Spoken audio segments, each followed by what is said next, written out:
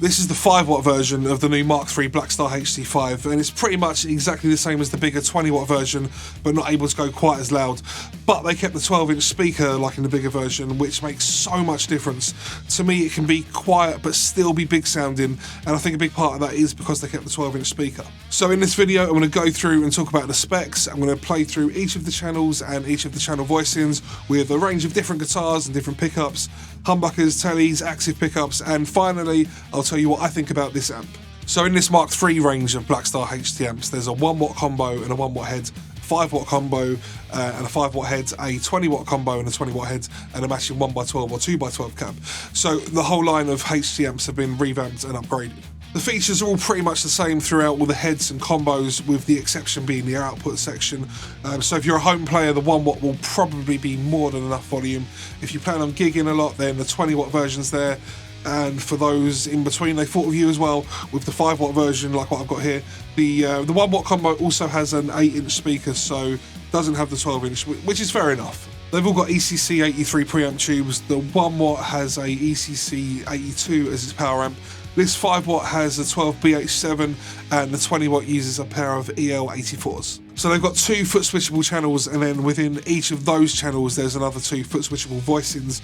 I'm not sure exactly how differently they're actually voiced, but there's definitely an obvious difference in the amount of available gain. So voicing 1 has the cleanest sound, and voicing 4 having the most distortion, and the foot switch is included, which is nice, which there seems to be a lot of amps out there at the moment where you have to buy the foot switch separately, but that's not the case with this one. And just like most of Blackstar's products, it's got the ISF, which is the infinite shape feature. And if you're not familiar with that, imagine a control that moves between more of an American voice, kind of Fender, Mesa, 6L6 kind of thing, so more of a British Marshall EL34 kind of sound, and then being able to blend between both of those sounds. It has a built-in digital reverb that you can change if you hook it up to a computer and use the free software. It's really easy to do. I'll make another video at some point just talking about the software because it's really worth diving into. But if you're someone that isn't really into that kind of thing, you can just use the amp as it is out of the box and be totally happy with it. All the amps in the range feature USB-C interface, not the really annoying micro USB or mini USB, and that allows you to record directly or access any of the editing software.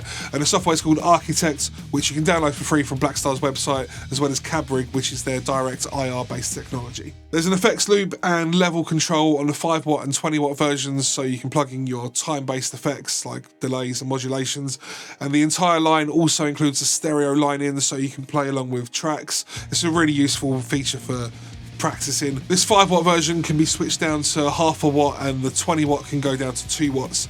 And to be honest, most of the playing that I've been doing with this amp has been in the 0.5-watt setting. All the sounds I'm about to demonstrate are in the full 5-watt setting with the volume on about 10 o'clock, and it's loud. Aesthetically, it has a whole new look. It's got this kind of stealthy, blacked out look going on, and was obviously the first thing that I noticed when I pulled it out of the box. So now I'll play you a load of different sounds with a load of different guitars, and I'll timestamp it as well, so that, for example, if you don't really care about the clean tones and want to jump straight into the high gain stuff, you can do that. I would recommend checking all of them out though, because then you can really see or hear how versatile this thing really is. And if you've been enjoying this video so far, please subscribe. I make videos like this all the time and it really helps my channel to grow. I'd really appreciate it. Thank you.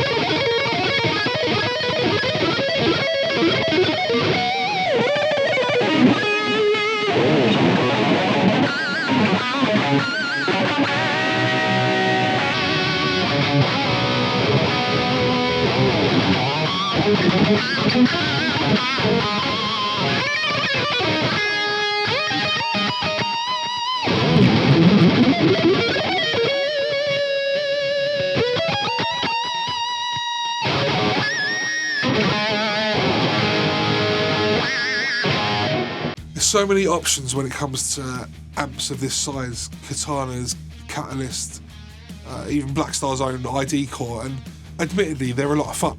But there is just something different about plugging into something with glowing red hot valves, tubes, and a proper guitar speaker, not something designed for FR, and just playing. Like, it's instant, there's none of that latency, which is fine. I use modelers too, and the latency doesn't really bother me, but you definitely notice the difference, the immediacy.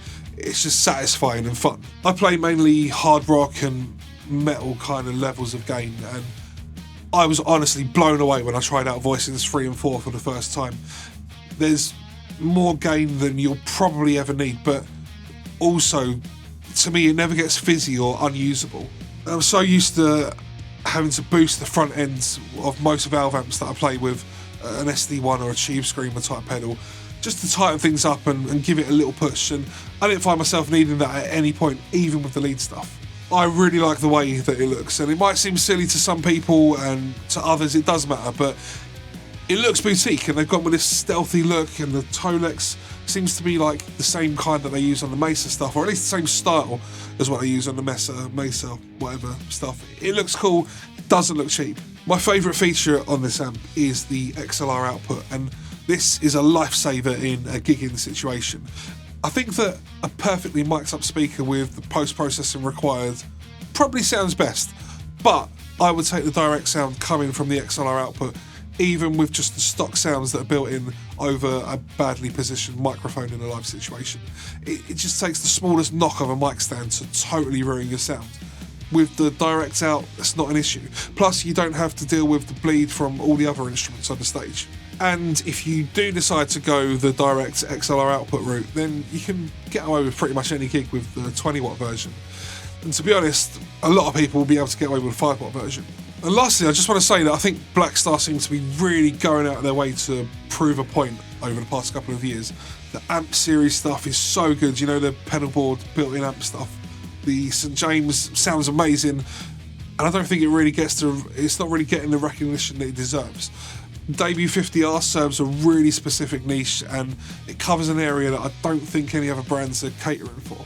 And this new Mark III HT series can be added to that list of products that they should be proud of. And I'd never normally go for something like this, but I'm really glad that I got hold of one.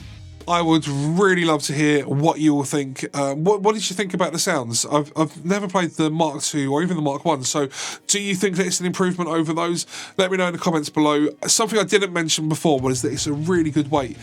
But if you're looking for something unbelievably light, then check out this video I made here on the Blackstar Debut 50R. It's a really good 2-channel, super lightweight amp, ideal for use as a pedal platform.